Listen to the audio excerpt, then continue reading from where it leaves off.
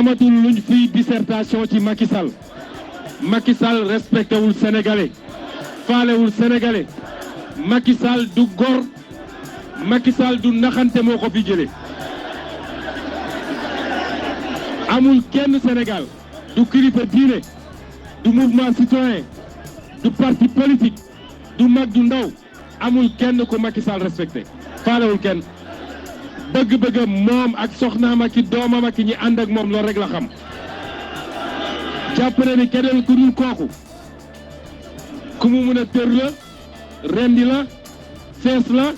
jaay yàpp ba wala mu seddoo ko moo njabootam toog jàpp njàmburam moo tax ku mel noonu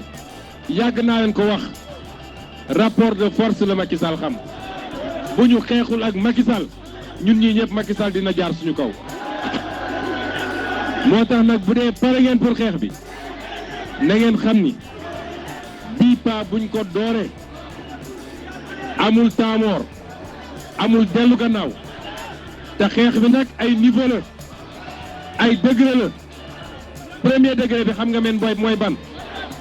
mooy dem leen bindu ji ci liste électorale yi parce que tappale yi muy def yëpp pour bañ ndaw ñi dem bindu ci liste yi la nee na 1 mois la koy def waaye boo calculer ba ci biir matul sax 24 jours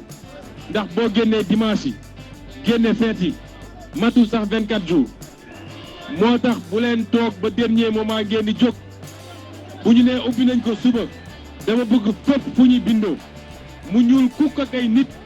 deuxième degré xeex bi mooy Macky Sall nee na am na ñoo xam ne duñu doon candidat fii en 2024.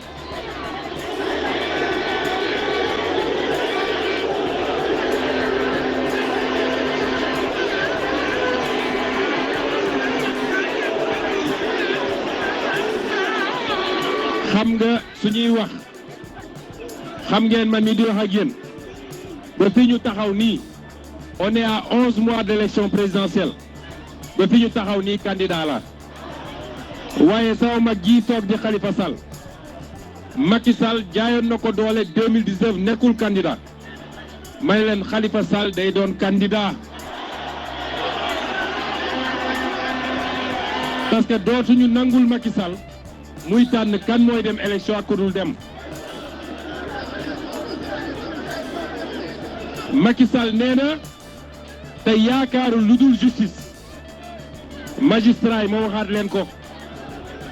magistrat yi moytu leen seen bopp